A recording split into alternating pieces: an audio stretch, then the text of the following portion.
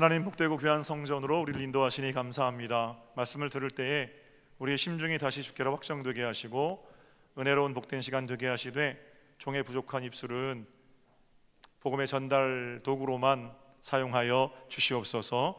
감사하고 주님의 이름으로 기도 올렸나이다. 아멘. 할렐루야. 네. 옆에 팬을 좀 꺼도 될 것 같죠? 예, 한 20분만 껐다가 다시 켜시더라도. 자, 앞에 뒤에 분 새해 복 많이 받으세요. 이렇게 인사할까요? 새해 복 많이 받으세요. 네.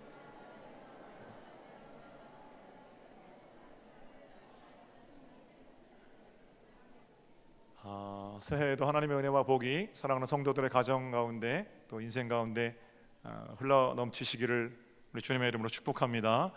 지난주에 이어서 성지 얘기를 함께 나눌 텐데, 오늘은 본래 제가 준비할 때는 갈멜산 팔복교회 가이사랴 빌립보까지 준비했었는데 설교를 쓰다 보니까 너무 할 얘기가 많아서 가이사랴 빌립보는 다음 주에 나누도록 하고 두 군데만 저랑 함께 가보시는 겁니다. 갈멜산과 팔복교회입니다. 설교를 이제 들으시면서 제가 갈멜산에서 어떤 묵상을 했고 팔복교회에서 어떤 묵상을 했으며 그 둘을 어떻게 연결시켜서 오늘 어떤 이야기를 하려고 하는지 잘 집중해서 들으시면 은혜가 될 거다라고 생각합니다.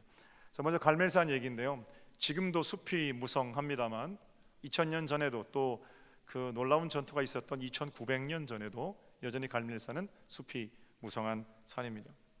헐몬, 이스라엘 북부에 있는 그 2000이 넘는 높은 산을 제외하고는 이스라엘에서 가장 나무가 많은 산이 바로 갈멜산입니다.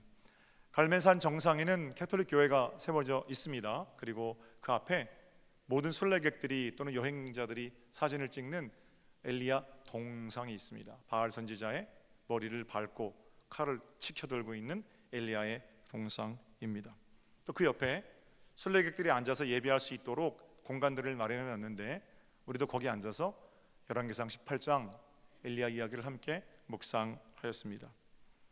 갈멜산에 이르기 전까지 여러분 어떠신지 모르겠어요. 근데 저는 교회 학교를 제가 이 서정교회에서 교회 학교를 이제 나왔으니까 교학 선생님들이 가르쳐 주셨던 어떤 동화, 들려주셨던 동화 또는 어릴 때 봤던 성서 만화 그런 영향인지 아합 왕 그러면 어떤 생각이 드냐면 눈이 작고 볼이 통통하고 우유부단해서 어느 곳 하나도 자기 마음대로 결정하지 못하는 그런 왕, 이런 이미지가 있습니다. 반면에 여러분 이세벨은 어때요? 이세벨이 이제 아합 부인이거든요. 이세벨은 턱을 아주 길게 그려놨어요. 만화 그릴 때 어떤 마귀 할멈 같은 모습으로 그려놔가지고 우유부단한 통통한 아합 왕을 자기 마음대로 막 주무르는 그런 어떤 악의 화신인 것처럼 그렇게 이세벨을 생각했었습니다. 그러나 아합 왕은 그렇게 우유부단한 유약한 통통한 왕이 아니라 북왕국 이스라엘 왕이거든요. 다윗, 솔로몬 이후의 왕국이 북쪽에는 장군 여로보암, 남쪽에는 르호보암, 솔로몬의 아들이죠. 그렇게 왕국이 분열되는데 북쪽 왕들이 좀 악한 왕들이 많이 있어요. 그 북왕국의 7번째 왕이 아합 왕입니다. 그런데 어느 왕보다도 아합 왕을 악한 왕, 패역한 왕 이렇게 성경은 묘사하고 있습니다. 일단 하나님의 사람들을 많이 죽였기 때문에 아합 왕은 아주 악질적인 패역함이고요. 그러나 그 당시에 이제 상황을 좀 보면 아합 때 그가 이제 여러 이세벨을 아내를 맞아들인 것뿐만 아니라 외교 정책 또는 군대를 양성하고 말을 키우고 이런 걸 통해서 이웃 나라였던 모압이 조공을 바칠 정도로 굉장히 어떤 강성한 국가를 이루고 있던, 그러니까 우리가 생각하는 우유부단함 이런 것과는 좀 거리가 있는 포악함이라고 우리가 할 수 있겠죠. 그 자리에 앉았어요. 그래서 아합 왕과 아합 왕의 불러들여온 바알 아세라 선지자 850명 그리고 엘리야 850대 1의 싸움 이런 것들을 묵상하는데 우리를 인도해 주신 분이 그 성서 지리를 연구하는 그런 집사님이십니다. 이스라엘에서 그이가 지금 이제 40대 초반인데 39살인데 21년을 살았대요. 그러면서 공부하는 집사님인데 그 집사님이 여러분, 우리 앉혀놓고 여러분 여기가 이런 데고요, 이스라엘은 이렇게 얘기를 하면서 뭐라 그러냐면 혹시 제 생각에는 그러면서 그 가이드가 얘기하는 거예요. 성경에 아합 왕은 이런 인물은 아닐까 하고 생각해요. 어떤 인물이냐면 모든 것을 가지고 있고 모든 것을 가질 수 있는 사람. 나봇의 포도원 빼앗은 얘기만 해도 아합 왕이 가지고 있는 그 욕심하고 남편 아내가 가지고 있는 이세벨의 포악함, 이게 이제 합쳐져서 포도원을 뺏은 거 아닙니까? 그냥 어떤 사람이 가지고 있는 포도 농장 하나 왕이 빼앗고 안 빼앗고 이런 문제가 아니고 굉장히 중요한 길목에 있는 아름다운 나봇의 포도원을 빼앗았다, 뭐 이런 얘기를 하면서 보세요. 그러니까 성경에서 아합 왕을 묘사할 때는 전부 자기가 마음만 먹으면 무엇이든 마음대로 할 수 있는 모든 것을 가진 사람, 이게 아합이라는 거예요. 그런데 모든 것을 가졌지만 한 가지가 없죠. 그 한 가지가 뭡니까? 하나님이 없는 거예요. 하나님을 자기 인생 속에서 지워버렸어요. 그러나 모든 것을 자기 마음대로 할 수 있는 사람. 반면에 엘리야는 어떤 사람입니까? 엘리야는 하나님의 부르심을 받고 그릿 시냇가에 가서 삽니다. 시냇물 마시면서 까마귀가 가져다주는 그런 음식 가지고 먹고 삽니다. 엘리야를 이렇게 묘사하고 있는 것은 엘리야는 아무것도 가지지 않은 사람이라는 거예요. 모든 것을 가진 아합과 아무것도 가지지 않은 엘리야, 이렇게 성경이 대비시키고 있다는 거예요. 그런데 엘리야는 아무것도 가지고 있지 않지만 한 가지 가지고 있는 거 있지요. 살아계신 여호와 하나님. 어떻습니까, 여러분? 아합 왕이 끌어들인, 그 부인 이세벨이 끌어들인 바알과 아세라 선지자 850, 그리고 엘리야의 대결은 그런 식으로 들여다보면 모든 것을 가졌지만 하나님을 가지지 못한 다수와 아무것도 가지지 않았지만 하나님께만 붙들려 있는 엘리야와의 싸움이라는 거죠. 누가 이겼어요? 엘리야가 이겼습니다. 어떻게 이겼습니까?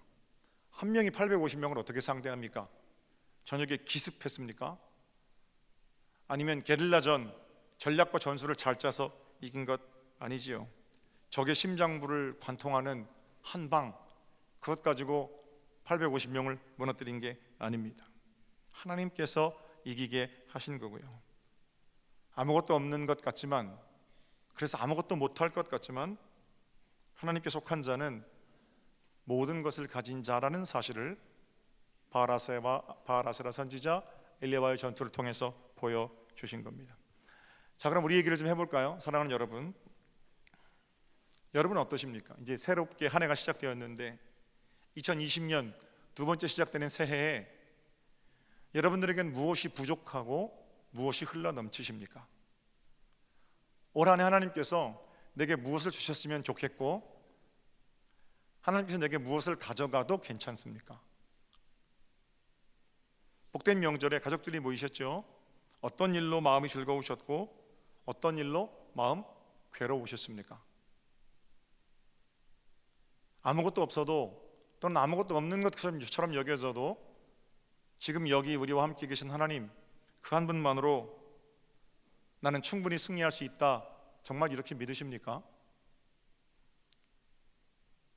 사도 바울의 고백처럼 아무것도 없는 자 같으나 나는 모든 것을 가진 자로다, 정말 이렇게 하나님 한 분 붙들고 고백할 수 있으십니까?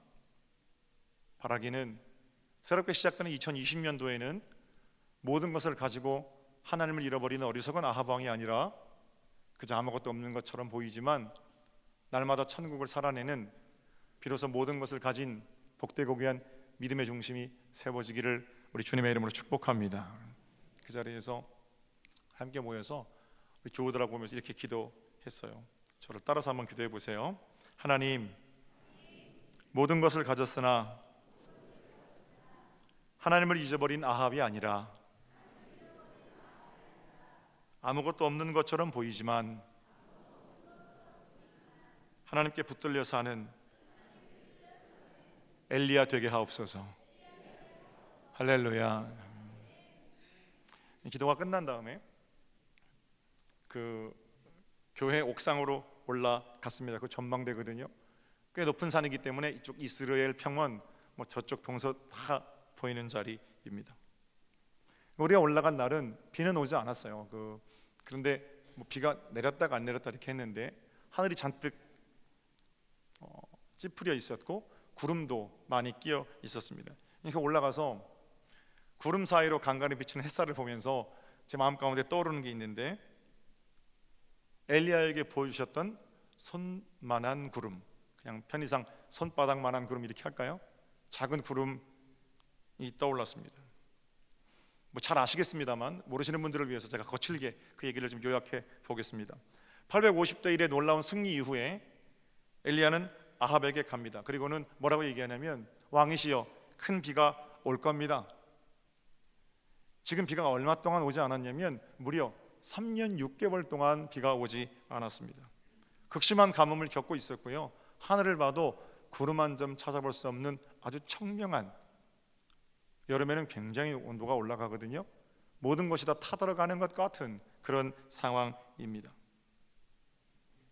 그런데 엘리야는 구름 한 점 없는 날씨에 왕에게 가서 왕이시여, 큰 비가 올 겁니다 이렇게 이야기한 거죠. 그리고 나서 엘리야가 기도를 하는데, 여러분 아시는 대로 두 무릎 사이에 얼굴을 받고 간절히 기도를 합니다. 성경을 이렇게 막 찾아봐도 어떤 성경에도 그때 엘리야가 뭐라고 기도했는지는 기록되어 있지 않아요. 그다음에 상상력을 발휘하셔서 엘리야가 뭐라고 기도했을까요? 앞에 얘기를 보면 아마 이렇게 기도했을 거예요. 여호와여, 응답하옵소서. 하늘에서 비를 내리셔서 당신이 하나님인 것을 만방이 알게 하옵소서. 이렇게 기도했을 거예요. 간절하게 기도했겠죠. 그리고 나서 사환을 불러서 나가봐라, 비가 올 거다. 나갔어요. 하늘이 어때요? 이전보다 더 쨍쨍한 거예요. 비가 올 생각을 안 해요. 사환이 돌아와서 선지자님, 아무 일 없습니다. 잠깐 기다려봐. 하나님이 왜 이러십니까? 이러고 기도했겠죠, 그죠? 비를 주셔야죠. 두 번째, 나가봐라. 나갔는데 또 역시 비가 올 기미가 안 보여요. 그래서 몇 번 했어요? 7번 했어요. 7번. 7번이라는 거는 숫자 7회도 되지만 성경에서 완벽하다라는 거거든요. 하나님께서 7일 만에 세상을 창조하셨고 멸의고성 몇 바퀴 돌았나요? 그런가 하면 나아만 장군이 요단강에서 몸을 씻은 것도 7번 몸을 씻었고요, 하나님의 말씀을 7번 달려드는 것 같다, 이런 말씀도 있고요. 어쨌든 7이라는 숫자가 성경에서 나올 때는 이게 완전하구나 라는 거예요. 그러니까 엘리야가 7번 기도하고 7번 보냈다는 것은 기도할 만큼 했다라는 거예요. 완벽하고 충분하게. 또는 인간의 때가 아니라 하나님의 카이로스, 하나님의 때가 완벽하게 찼다, 뭐 이런 뜻도 되는 거죠. 7번 기도하고 사환이 나갑니다. 그리고 보고하기를 7번째 와서 뭐라고 하냐면, 선지자님, 구름이 보이긴 보이는데요, 저 바다 끝에 수평선에서 손만한 작은 구름이 보입니다. 이제 상상력을 좀 발휘해 볼게요. 그런 손만한 작은 구름은 이 3년 6개월에 타들어가는 가뭄을 해결할 수 없습니다. 수십 번 수백 번 하루에도 바다 쪽에서 그런 구름이 일어났다가 장렬하는 태양에 그저 말라버리는 것이 일상사예요. 작은 구름 가지고 3년 6개월의 가뭄을 해결할 방법이 없다는 거예요. 근데 엘리야는 손만한 작은 구름 이야기를 듣고 됐다, 그리고 일어나는 거예요. 그리고는 아합한테 또 갑니다. 폐하, 이제 곧 큰 비가 올 테니까 이 산에서 내려가실 때 마차를 준비하세요.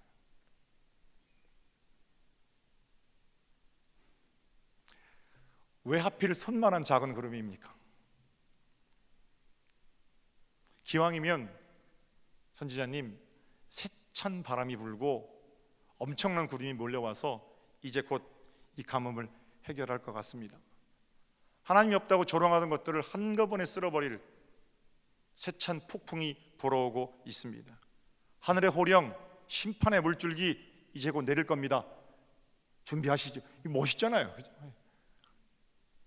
근데 이 애들 장난하는 것도 아니고 손만한 작은 구름, 그것 가지고 어떻게 하겠다는 겁니까? 3년 6개월의 손만한 작은 구름은 여러분 아무것도 아니잖아요. 그렇죠? 그러나 그 아무것도 아닌 것 가운데 엘리야는 무엇을 보았습니까? 아무것도 아닌 손만한 작은 구름 안에서 일하시는 살아계신 하나님의 능력입니다. 아무것도 아닌 자기를 부르셔서 850명의 휘황찬란한 바알과 아세라 선지자를 상대하시고 그들을 진멸하신 여호와 하나님, 그 하나님을 생각하니까 아무것도 아닌 자기 자신이나 아무것도 아닌 손만한 구름이나 처지가 똑같은 거예요. 그러나 아무것도 아닌 그런 마른 막대기 같은 자기 자신이 하나님께 붙들려 사용될 때 어떤 능력이 있었는지를 몸소 경험한 엘리야는 아무것도 아닌 손만한 작은 구름을 통해서 당신의 능력을 보여주실 하나님을 볼 수 있었던 거죠. 사랑하는 성도 여러분, 믿음이 뭡니까? 믿음이란 손만한 구름에서 큰 비를 보는 능력, 시선, 그게 믿음입니다. 저는 올 한 해 우리가 또 얼마나 기도를 간절히 합니까? 그죠? 두 무릎 사이에 얼굴을 받고 때로는 몸부림치면서 큰 소리로 주님 부르면서 아버지 그렇게 기도하잖아요. 기도할 때마다 하나님께서 반드시 손만한 작은 구름을 보여주신다고 그렇게 믿습니다. 누구에게나 보여주시거든요. 믿음이 없는 사람에게는 이것 가지고 어떻게 하라고요? 아무것도 아닌 거죠. 믿음의 사람들은 우리 눈에 보여진, 우리 마음에 보여진 손만한 작은 구름을 통해서 하나님의 은혜를 발견하게 되지요. 보여주시는 건 똑같습니다. 그러나 보여주시는 구름을 보고 나서는 반응이 다른 것 뿐이죠. 작은 일들을 보고 하나님 일하시는 징조를 보는 사람이 있어요. 그러나 아주 큰 일을 보고도 하나님은 더 큰 일을 보기를 원합니다. 욕망의 그릇이 큰 사람이 있단 말입니다. 자, 이런 차원으로 우리가 묵상하고 나니까 돌아와서 제가 그 이야기를 잘 정리하면서 다시 그 동상이 생각나는 거예요. 갈멜산에서 이 바알 선지자의 머리를 밟고 칼을 들고 있는 엘리야의 모습이 생각나면서 엘리야 손에 들려진 그 칼이 뭘까? 우리 안에 바알과 아세라를 잘라내시려는 하나님의 심판의 칼인 거죠. 이미 내게 주신 은혜로 충분하고 나를 이제까지 독수리 날개로 업어오신 것이 너무나 감사한데 하나님, 내가 더 큰 증거를 좀 봐야 되겠습니다. 세찬 비바람을 봐야 믿겠습니다. 사실은 그 믿음 없는 거죠. 왜냐하면 더 큰 증거들을 보면 하나님께로 돌아올 것 같지만 지금 하나님께로 돌아오지 못하는 자가 어떻게 그때 하나님께 돌아오겠어요? 하나님, 내가 조금 더 가져야 되겠습니다. 하나님, 내가 조금 더 건강해야 되겠습니다. 하나님, 내가 조금 더 세련된 삶을 살아야 되겠습니다. 그래야 내가 좀 행복하지요. 더 큰 세련됨을 만나고 더 큰 화려함을 만나면 곧 불평함으로 변해버릴 상대적인 가치에 천착되어 있는 우리의 눈, 그런 눈에서 비늘을 벗어내시는 끈, 그 끈로 엘리야의 칼을 사용하시는 거죠. 모든 것을 가지고 살지만 하나님을 잃어버리고 살았던 우리에게 하나님만으로 만족하며 살라는 하나님의 부탁이자 하나님의 사랑, 그게 매라면 그러한 사랑에 매이시겠죠. 하나님, 이제는 2020년 내 인생에 떠오르는 작은 징조들을 통해서 하나님을 노래하기를 원합니다. 하나님, 내게 보여주시는 내 자녀의 삶 가운데 보여주시는 크고 작은 사건들을 통해서 하나님 영광 받으시기를 원합니다 하고 나서는데 어떻게 세상이 그 사람을 감당하겠어요? 하나님, 상황이 변하지 않아도 괜찮습니다. 내게 주신 것 가지고 찬송하며 여기서 나아가겠습니다. 이런 결단이 하나님께서 더 주시고 싶지. 그렇게 많이 하나님 주셨는데도 하나님, 여전히 이것 가지고는 나는 아직도 배고파요. 욕망의 그릇의 크기만 넓혀가는데, 모든 것을 가졌으면서 하나님이 없는 자로 불안하며 사는데 아무것도 없는 것 같지만 하나님만을 소유하고 기뻐하는 사람하고 어떻게 그 가치가 비교되겠느냐는 겁니다. 지난 수요일 날 말씀드렸는데 영어 제가 한 단어 쓸게요. prophetic perfect 이라는 단어가 있어요. 예언적 완료. 뭐 예언자적 완료 어떻게 해도 좋아요. 뭐냐면 앞에 벌어질 일들이 완벽하게 여기 이루어졌다라고 하늘을 당겨 사는 사람들입니다. 성경에 있는 믿음의 선배들은 전부 그런 사람들이에요. 상황이 변하고 난 다음에서야 여기저기 다니면서 간증하고, 상황이 변하고 난 다음에서야 그제서야 감사를 찾는 사람들이 아니라, 아무것도 변하지 않았지만 이미 내 삶 가운데 일하시는 하나님 때문에 내 인생은 하나님으로 충분히 행복할 거다, 예언적 완료를 가지고 현재 하늘을 사는 사람들, 성경이 전부 그런 사람들 얘기입니다. 손바닥만한 구름을 보고 가뭄이 해결된 것처럼 살아내는 믿음의 능력, 바라는 것들의 실상이요 보이지 않는 것들의 증거인 믿음을 가지고 사는 복된 삶일진데, 이번 한 주간 이제 시작이잖아요. 2020년, 그죠?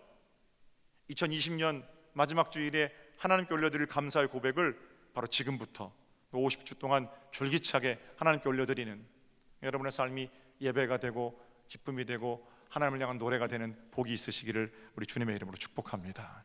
그 갈멜산에서 하나님께서 주신 말씀이에요.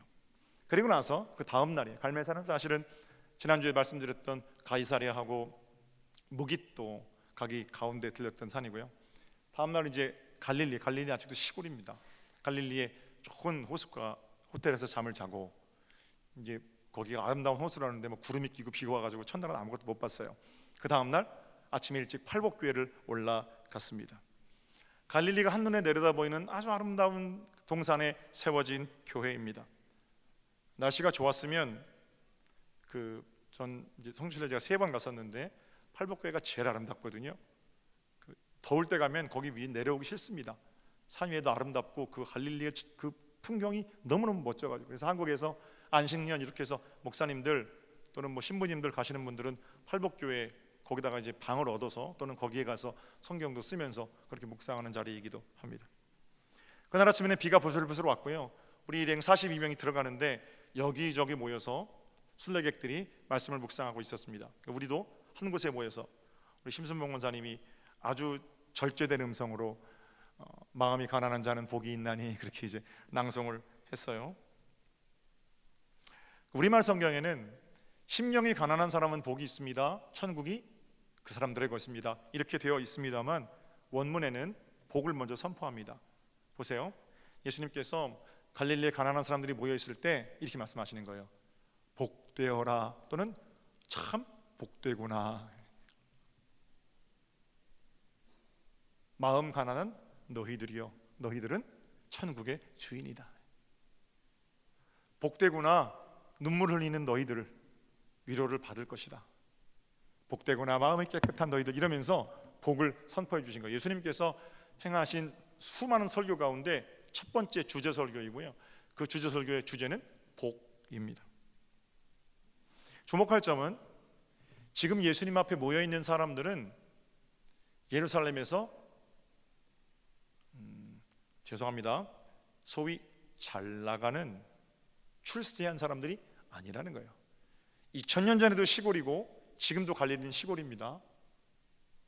갈릴리 변방에 아무도 알아주지 않는, 우리가 하루 1년 농사지어서 먹는 것이 우리의 농경이었다면 그분들은 갈릴리 호수를 자신의 생업의 배경으로 삼고 있는 사람들이에요. 하루 나가서 물고기 잡아다 먹고 사는 그런 아주 평범한 어부들이 많았겠죠. 바람 불고 비 오고 그러면 그냥 굶는 겁니다. 가난한 사람들이에요. 평범한 사람들입니다.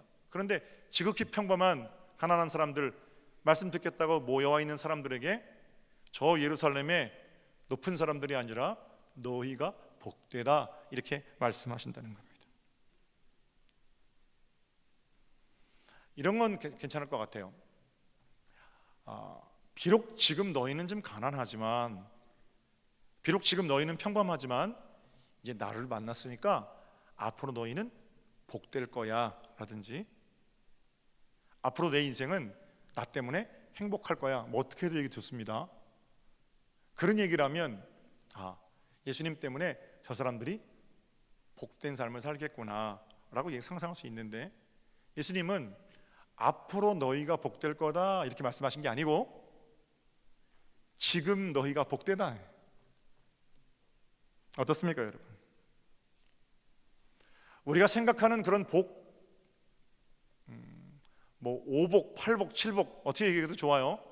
그런 복을 생각하면 지금 상대적인 복을 생각하면 지금 갈릴리의 평범한 사람들을 향해서 복되다라고 선포하실 이유가 전혀 없습니다. 너희는 지금은 박해를 받는다. 그런데 박해가 끝날 것이기 때문에 너희가 복이 있다. 이렇게 말씀해 주셨으면 그 말이 이해하기가 훨씬 쉽다라는 겁니다. 근데 우리 주님 말씀은 그게 아니거든요. 누가복음에는 그냥 마음의 가난이 아니고 가난입니다.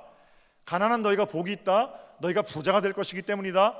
이러면 우리가 이해가 되지만 그냥 가난한 채로 사는 너희들이 복이 있고 그냥 눈물 흘리고 사는 너희들이 복이 있고 지금 박해를 받는 너희들이 복이 있다. 앞으로가 아니라 지금 내 앞에 나와 있는 지금 복이 있다. 여러분 이 말씀을 어떻게 받아들여야 합니까? 박해를 받거든 즐거워하라. 너희 앞에 있던 선지자들도 똑같이 박해를 받았느니라. 아니 주님, 뭐 상황이 좀 변해야 내가 복된 거 아닙니까? 내가 출세하고 내가 하나님 영광 일하겠다는데 내가 좀 많이 가지게 되고 지금보다 좀 편안해지고 그래야 내가 복이 있다고 말씀해 주시면 내가 참 좋을 텐데 지금 내 모습 이대로 복되다니요. 뭘 어떻게 변화시켜 주실 건데요? 이게 지금 우리의 심성 아닙니까? 명절에 가족들 만나고 오셨죠? 오늘도 반가운 얼굴들이 많이 계신데 어떻습니까 여러분? 문제가 해결되셨습니까? 혹시 더 큰 마음의 부담과 짐을 가지고 오늘 이 자리에 나오신 건 아니십니까? 분명한 건 문제가 해결되었건 문제가 해결되지 않았건 각종 인생의 삶의 짐을 지고 여기 나와 있다라는 거고요. 상황이 조금 나아졌으면 좋겠고 2020년에는 혼자 남모르게 흘리는 눈물이 좀 없었으면 좋겠고 그래서 나는 밝은 미래 아주 예쁘고 아름다운 삶만 있으면 좋겠는 그런 마음을 가지고 이 자리에 나와 앉아있는 우리들에게 그래 너는 그럴 것이다. 너는 한 번도 눈물을 안 흘릴 것이다. 너는 아프지도 않을 것이다. 하는 일마다 잘 될 거다. 그래서 네가 복되다. 이러셨으면 좋겠는데 그게 아니라는 거예요. 앞으로 그런 일, 네 기도대로 다 이루어질 그 미래 때문에 네가 복 있는 자가 아니라 지금 눈물 흘리고 나와 있는 지금 네가 복이 있다. 여러분 어떻게 이 말씀을 받아들일 수 있으십니까? 해결되지 않아도 그 문제 해결되지 않아도 괜찮습니까?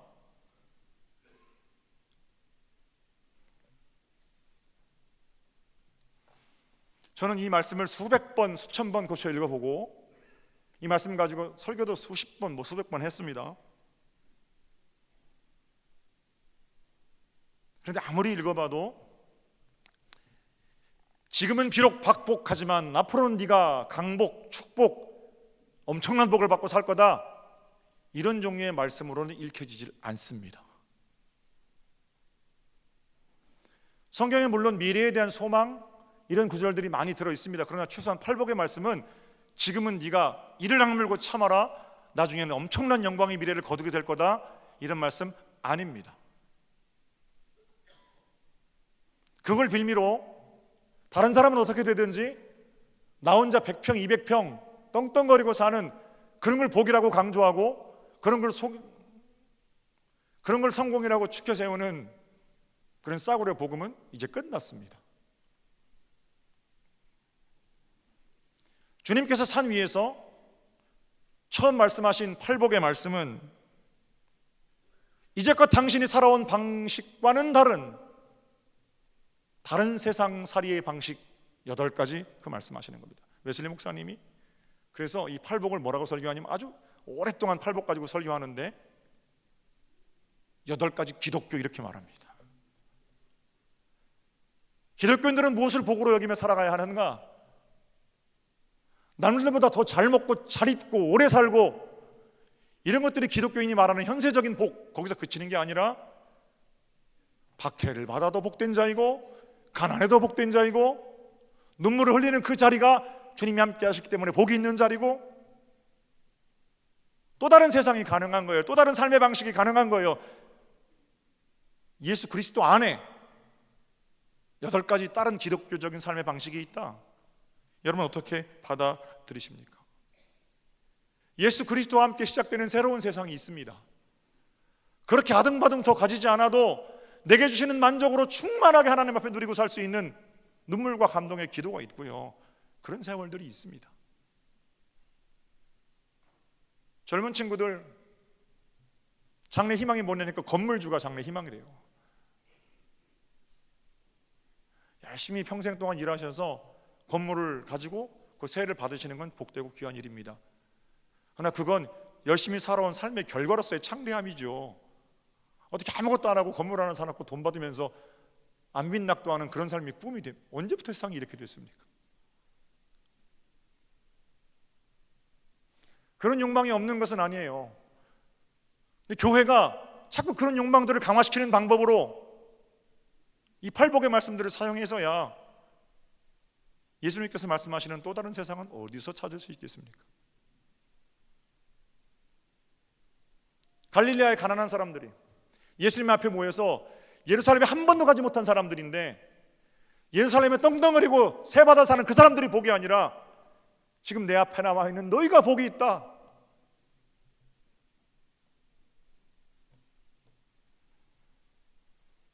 예루살렘으로 올라가서 높은 자리를 차지해야만 복된 자들이라고 말씀하지 않으셨고요. 그 시골 이름 없는 언덕 주님을 만나게 떠오른 자들이 복이 있다 말씀하십니다.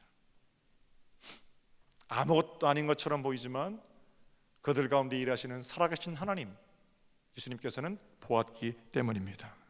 누가 불쌍한 자입니까? 그렇게 많이 가지고 있으면서도 자꾸 하나님을 바로 속으로 생략하고 하나님을 보는 눈이 급기야는 가리워진 이 돼지처럼 땅에 떨어진 것들을 주워 먹느라고 하늘을 보는 경추가 굳어버린 영적인 척추 협착증이 문제인 거예요. 오늘 주님께서 고향에 찾아온 저와 여러분들에게 말씀하십니다. 오늘 이 앞에 남아있는 너희들이 복되다. 국제평화의 조시가 조성되고 살림살이가 나아지고 누가 얼마를 보상을 받고 누가 무슨 출세를 하고 부러워하지 마십시오. 여기가 대한민국의 중심이 되고 그제서야 우리는 복된 자가 될 것이다? 아니에요. 여전히 우리 사람들에게는 그건 남의 나라 얘기 같고 땅값이 올랐다는 내가 살 집은 없고 매일같이 눈물 흘리며 괴로워하는 이 문제가 해결돼야 복이 아니라 이 문제를 가지고도 주님 앞에 나와서 기도하는 우리가 복되다. 여러 가지가 궁핍하기 때문에 주님 앞에 엎드릴 수밖에 없는 내가 복되고 병들었기 때문에 주님 아니고는 살 수 없어요 라고 고백하는 내 눈물이 귀하고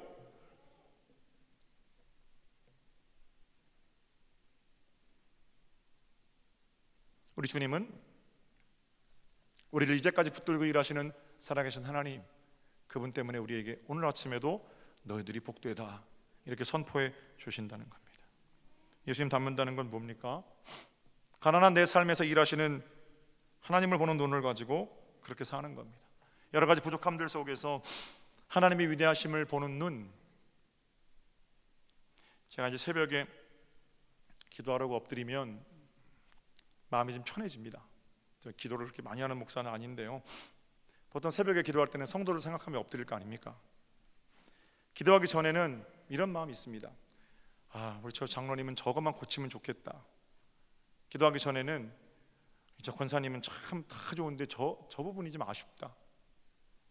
저 집사님은 저렇게 믿음 생활 잘할 것 같은데 헌금 생활 안 하고 그게 좀 아쉽다.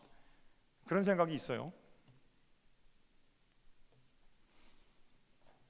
이분은 이런 부분이 부족하고 저분은 저런 부분이 부족하고 그분은 그런 부분이 부족한 것. 기도하기 전에 내 마음입니다. 근데 기도하려고 엎드리면 하나님 그러잖아요. 그럼 하나님 뭘 보시게 하냐면 그 문제 많은 삶과 그 문제 많은 입술을 통해서 일하시겠다는 하나님이 보입니다.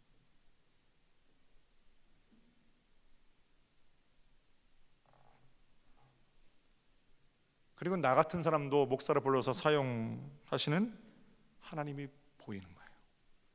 나 같은 놈도 불러다가 사용하시는데 하나님이 그분을 어떻게 사용하실지가 기대가 되는 겁니다. 눈을 뜨면 흥이 보이고요. 눈을 감으면 하나님이 보입니다. 이게 믿음의 사람들이 일하는 방식이에요. 당연히 그렇게 눈을 감고 하나님께서 일하시겠다는 걸 보고 나면 그제서야 선포하게 되는 거예요. 아, 사랑하는 장로님, 사랑하는 권사님, 참 복되십니다. 내가 복을 주고 내 인격의 사이즈나 내가 품을 수 있는 그것 때문에 복, 이게 아니고 하나님께서 그분 데리고 일하시겠다니까. 60억 명의 인구 중에서 반이 30억 명이면 30억 명 중에서 한 사람을 내 아내나 배우자로 세우셨잖아요. 남편으로.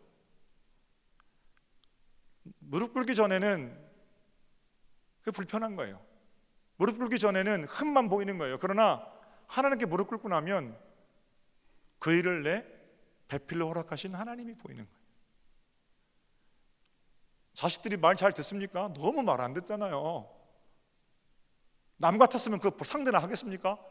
그러나 내 가슴에 못을 박는, 명절에 와서 또 못을 박는 그 자식이라도 세상 사람들 중에서 나를 통해 이 땅에 내신 그 자식들 있잖아요. 하나님이 내게 맡겨주신 인생, 그게 보이게 되면 하나님의 손길 때문에 어떻게 해요? 오늘도 기도하고 끝나고 들어가서 그 자식 머리 붙들고 복되도다 선포하는 거예요. 사랑하는 여러분, 올 한해 난 여러분이 있는 속회 자리마다 그저 인간적인 감정들이 뭐 뒤섞여 있고 복잡하고 이거 어떻게 해결합니까? 그 문제 해결하려고 또 진통제 바르면 또 그럴 텐데, 그러나 우리 하나님께서 일하셔서 하나님의 일하심을 보고 이렇게 하시면 좋겠어요. 복되구나 선포하는. 설교 다 끝났습니다. 제가 너무 길게 했는데요. 팔복교회에서 수녀님들이 엽서를 팔아요. 제가 이제 한국말로 되어 있는 엽서가 있어요. 한국 사람들이 얼마나 순례를 많이 오는지 한국말로 번역해서 거기 있었어요. 복되도다 마음 가난한 너희들이여 하나님의 나라가 너희들의 것이다. 엽서를 샀어요. 42개 우리 인원대로. 그리고 앞에 나오면서 이제 갈릴리 오후에 가서 성찬 예배 볼 거니까 배 위에서 성찬식에 쓸 잔, 예쁜 잔이 있어요. 그 잔도 샀어요. 엽서를 샀으면 뒤에다가 한 장 한 장 써드리면 얼마나 좋아요. 제가 기왕 성지순례 갔는데 여러분을 사랑하는 담임 목사가 이렇게 써드리면 좋잖아요. 근데 그걸 42장을 언제 다 씁니까? 제가 시간도 없었고 쓰지도 못했어요. 한 글자도. 엽서를 나눠드리면서 뭐라 그랬냐면, 여러분 마음의 눈으로 보이면 보입니다. 나눠드렸어요. 어떤 분은 그걸 받고, 아, 목사가 시간이 없어서 그걸 다 쓰지는 못했지만 여기 이렇게 빈 편지지에 글씨를 써 나가듯이 2020년 우리의 삶에 아름다운 생명의 편지로 내 인생 써가라고 하시는구나, 그렇게 받아들였다는 거예요. 나는 힘들어서 귀찮아서 그렇게 한 건데. 그러니까 제가 할 수 없어서 하지 못했던 그 일도 그렇게 받아들이는 마음 가난한 분들에게는 복이 되고 은혜가 되는 거죠. 어떤 분들은 그 어디 있는지도 모르죠, 그죠? 뭐 이런 걸 선물이라고 싸니까 그냥 줬는데 뭐 주려면 써서라도 주든가.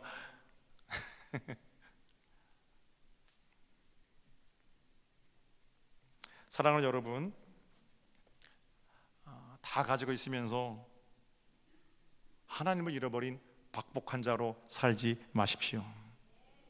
아무것도 없는 것 같지만 엘리야의 인생을 통해서 살아계신 하나님을 드러내시고 손바닥만한 구름을 통해서 은혜의 큰 물줄기를 주셨고 갈릴리의 가난한 사람들을 복되구나 칭찬하신 우리 주님의 마음이 여러분의 마음이 되셔서 올 한해 여러분이 가는 곳마다 복되구나 하는 축복이 풍성함으로 흘러넘치시기를 다시 한번 우리 주님의 이름으로 축복합니다.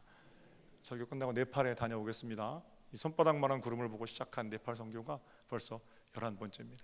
11기 13명 신청하셨는데 오시고 다녀올게요. 여러분 건강하시고 저는 다음 주에 여러분 다시 뵙겠는데 그때까지 날마다 하나님의 일하심으로 충만한 은혜의 세월 되시기를 바랍니다. 거기 네팔에 아마 네팔 갈릴리 사람들 또 모여 있을 거예요. 여러분 주신 사랑 가지고 가서 복되구나 제가 선포하고 오겠습니다. 하나님, 복된 명절 주시고 새로운 시작, 다시 주님과 함께 복된 일들을 꿈꾸게 하시니 감사합니다. 아무것도 없는 자 같으나 모든 것을 가진 자로 살기를 원하오니 성령님 친히 우리의 중심을 다스려 주시옵소서. 2020년 우리가 가는 곳마다 복되구나 선포하시는 하나님의 입술로 하나님의 일하심으로 사용되어지기를 원하오니 성령님 우리를 친히 붙들고 주장하여 주시옵소서. 감사하고 주님의 이름으로 축복하며 기도 올렸사옵나이다. 아멘. 321장 찬송하시면서 예물 올려드리겠습니다.